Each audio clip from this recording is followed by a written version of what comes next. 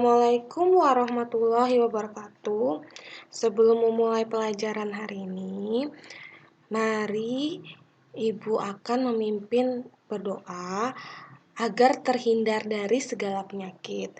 Bismillahirrahmanirrahim.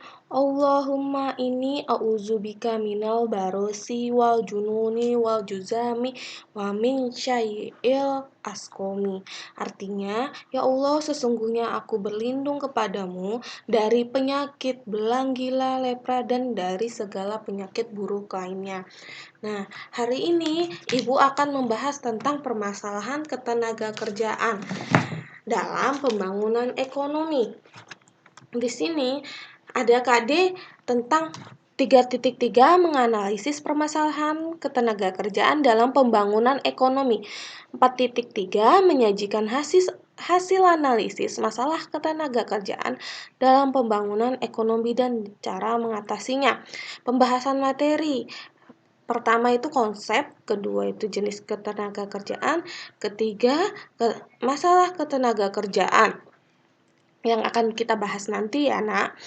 Terus di sini Ibu memiliki ilustrasi. Di sini Santi, seorang lulusan manajemen,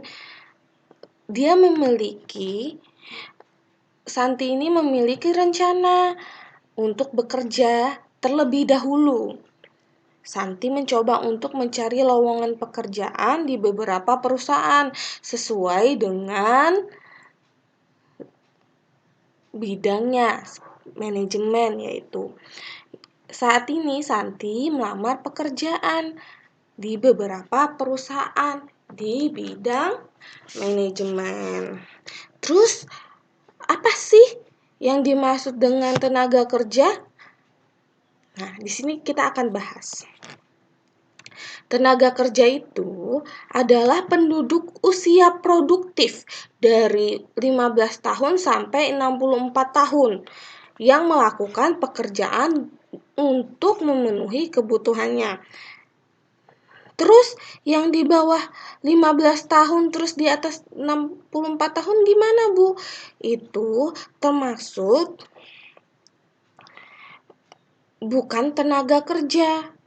Jadi umur 15 tahun ke bawah dan 64 tahun ke atas merupakan bukan tenaga kerja.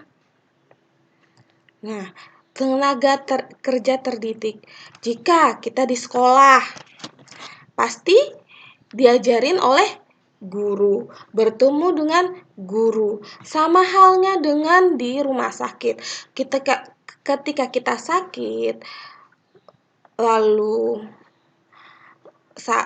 apapun itu menjenguk orang sakit, pasti kita bertemu dengan dokter atau suster. Kenapa bisa dinamakan tenaga kerja terdidik? Karena tenaga kerja yang memiliki suatu keahlian atau keahlian dalam bidang tertentu melalui pendidikan formal. Pendidikan formal ya anak-anak. Nah, jadi seorang guru maupun dokter itu harus belajar sesuai dengan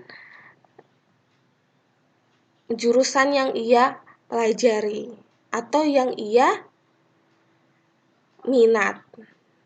Jadi yang dinamakan tenaga kerja terdidik itu bisa seperti guru dan dokter. Terus tenaga kerja terlatih seperti montir, gojek, ojek.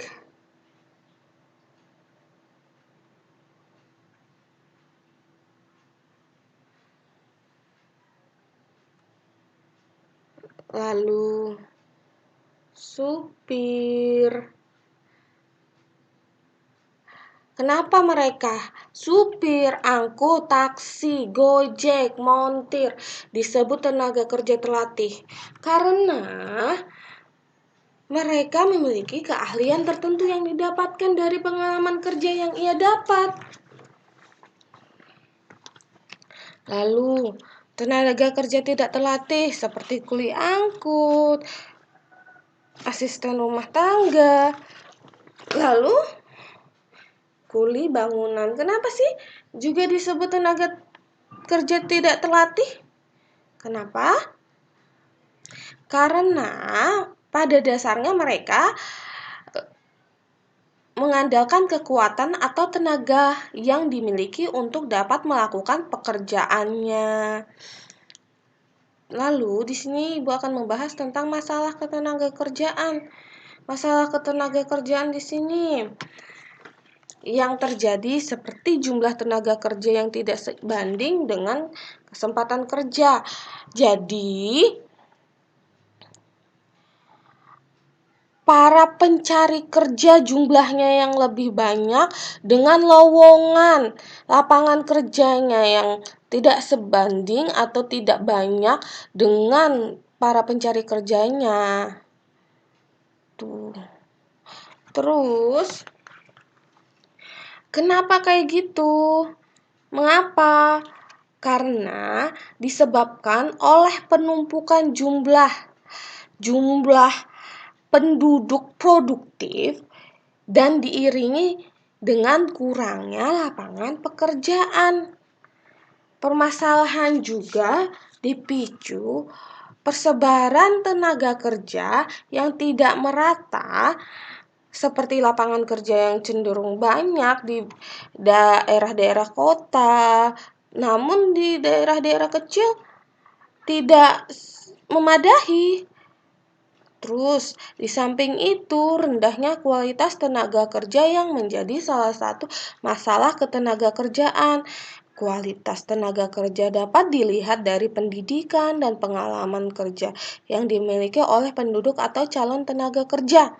Contohnya seperti perusahaan A memiliki kualifikasi atau persyaratan untuk memilih calon karyawannya.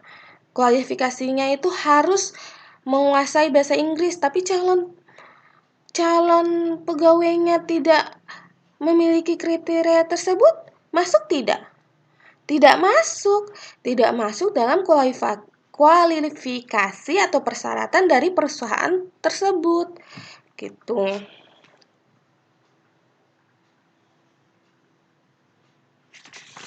Lalu, kalau semakin tinggi kualitas tenaga kerja, semakin besar pula kesempatan untuk mendapatkan pekerjaan. Jadi semakin mahir atau semakin tinggi jabatan atau jenjang karirnya, semakin tinggi juga kualitas tenaga kerjanya, semakin besar juga peluangnya. Terus di Indonesia itu juga pemerintah juga mengatur dan melindungi tenaga kerja melalui apa saja. Sekarang zamannya sedang panas-panasnya dengan UU Cipta Kerja. Di sini UU tenaga kerjaan, terus penempatan upah minimum di setiap daerah, lalu jaminan ketenaga kerjaan, perluasan lapangan pekerjaan. Nah, itu masuk ke dalam UU Cipta Kerja juga, semua yang lagi hot-hotnya saat ini. Terus, jadi tenaga kerja itu apa sih? Tenaga kerja itu merupakan penduduk usia produktif. Usia produktif itu apa maksudnya?